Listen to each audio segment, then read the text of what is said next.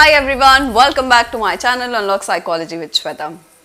आज हम लोग बात करने जा रहे हैं कि आप अगर क्लास 12th में हैं और आप बहुत ज़्यादा कंफ्यूज हैं कि मैं केस स्टडी किस तरह से बनाऊं, तो उसके लिए कुछ बेसिक स्टेप्स हैं जो आपको बहुत ज़्यादा हेल्प करने वाले हैं आने वाले टाइम में अपनी केस स्टडी तैयार करने के लिए, राइट? टाइम को ज़्यादा वेस्ट ना करते हुए मैं इस वीडियो को जल्द से जल्द शुरू करने वाली हूँ।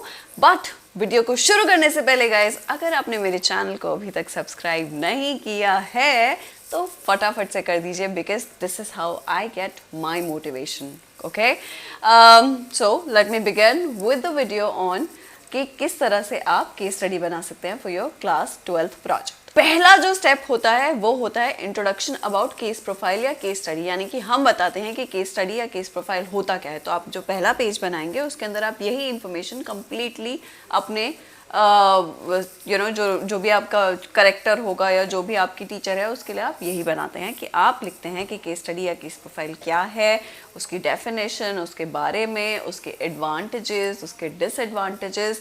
मेक श्योर कि आप एडवांटेजेस और डिसएडवांटेजेस का एक अलग सेपरेट पेज बनाएं to make it look little nicer and beautiful. जो नेक्स्ट चीज़ इसके अंदर आती है, आप इंफॉर्मेशन देते हैं about your subject. Okay, so you write details about your subject, you write introduction about your subject, you tell us about उसका नाम, उसकी age, उसका gender, qualification, if any psychological issue being faced or not. So आप ये सारी information इस step में बताते हैं। Okay, post that you prepare a family tree. Family tree के अंदर आप ये information देते हैं कि सब्जेक्ट के घर के अंदर कौन कौन लोग हैं, कहाँ कहाँ, I mean who all are a part of the immediate family, यानी कि एक छत के नीचे कितने लोग रहते हैं या वो क्या क्या बेसिक इन्फॉर्मेशन यानी क्या क्या करते हैं, या ये सब very very brief. Okay, next step आता है एज पर द गाइडलाइंस हमको 3 तरीके से असेसमेंट करना पड़ता है एंड अपनी केस प्रोफाइल को बनाना पड़ता है। So we have to use 3 important methods. कौन कौन से मेथड्स होते हैं जिनका इस्तेमाल करना पड़ता है? हमको ऑब्जर्वेशन इस्तेमाल करना पड़ता है, ऑब्जर्वेशन मेथड, हमको इंटरव्यू मेथड का इस्तेमाल करना पड़ता है, और हमको एक साइकोलॉजिकल टेस्ट का या साइकोमेट्रिक प्रॉपर्टीज़ का इस्तेमाल करना पड़ता है। So these are the 3 important things guys जो हमको अपने केस प्रोफाइल के अंदर इस्तेमाल करनी होती है in order to come out with the nice and appropriate findings.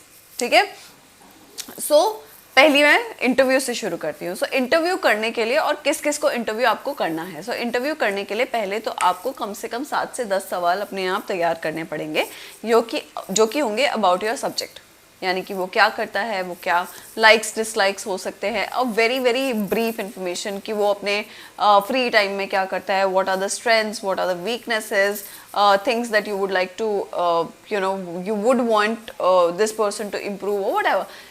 You can always consult your teacher and you can prepare a list of questions. You will interview the following people. Now who are these following people? You need to actually interview the immediate family. जो आपने family tree के अंदर लोग बनाए थे ना, उन लोगों को आपको इंटरव्यू करना पड़ता है अलॉन्ग विद एक बेस्ट फ्रेंड। ठीक है, तो आपको इन सभी लोगों को इंटरव्यू करना पड़ेगा, यानी कि पेरेंट्स को, सिबलिंग को और एक बेस्ट फ्रेंड को इंटरव्यू करके वो सेम सवाल जो है आपको सबसे पूछने हैं, सब जो जवाब देंगे उनको लिख करके आपको अपने केस प्रोफाइल के अंदर स्टॉक करना होगा। तो ये हो गया इंटरव्यू। आते हैं सेकेंड मेथड के ऊपर जो कि होता है ऑब्जर्वेशन, यानी कि you have to draw observation of your subjects in different setting. इसका मतलब है कि आप अपने सब्जेक्ट को घर के अंदर ऑब्जर्व करेंगे, आप अपने सब्जेक्ट को लेजर टाइम में ऑब्जर्व करेंगे, एंड आप अपने सब्जेक्ट को स्कूल सेटअप में ऑब्जर्व करेंगे। सो यूजुअली ये 3 सेटअप में ऑब्जर्वेशन एक्सपेक्ट किया जाता है। ओके, एंड उसके बाद आप उसका एक कंक्लूजन सा बना करके अलग से लिखेंगे कि मैंने जब ऑब्जर्व किया तो मुझे ये पता चला। एक सेपरेट पेज होगा leisure time, home and school का, and then a conclusion towards end of it. Okay, next is a psychometric test. Now psychological test जो हमारे पास है वो तो हम बहुत सारे कर रहे हैं क्लास 12th के अंदर, राइट? आपको उसमें से कोई भी 3 साइकोलॉजिकल टेस्ट चुन करके अपने सब्जेक्ट के ऊपर एडमिनिस्टर करने हैं। नाउ वो कौन से 3 टेस्ट होंगे उसकी लिबर्टी एज अ टीचर हम हर बच्चे को देते हैं।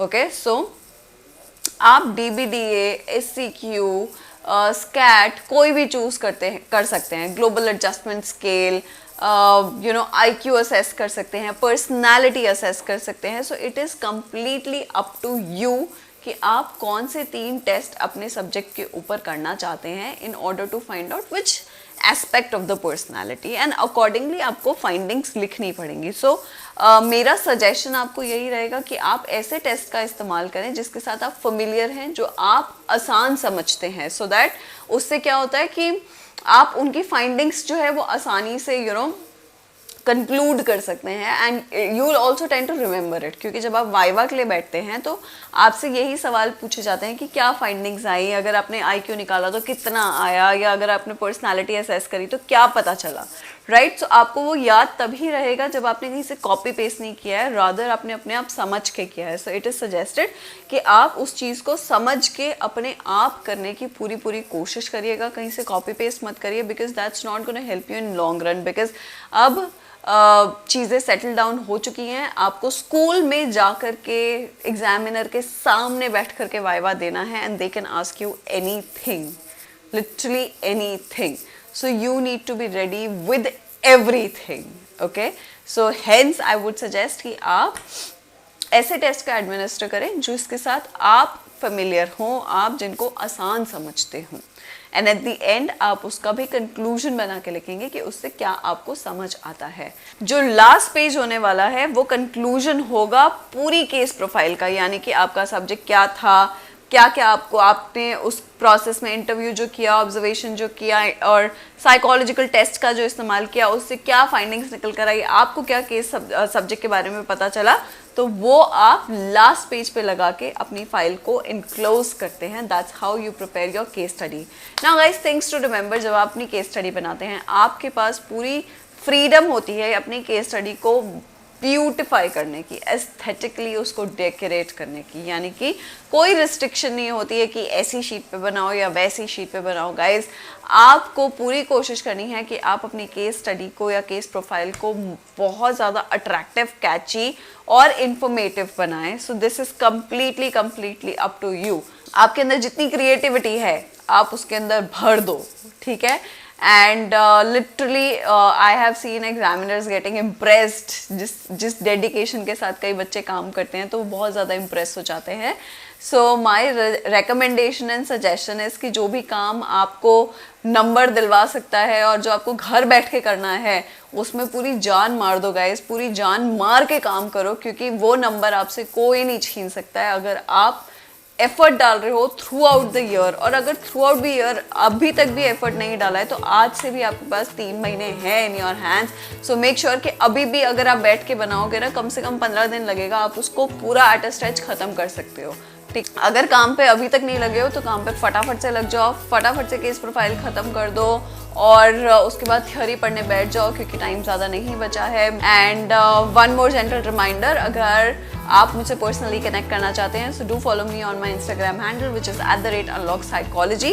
और कोई सवाल है जो पूछना चाहते हैं तो मुझे कमेंट सेक्शन में भी लिखकर बता सकते हैं. I would be more than happy to answer all of your questions. Okay, so guys, till then do take care of yourself and I'll be back with my next video super duper soon for you all.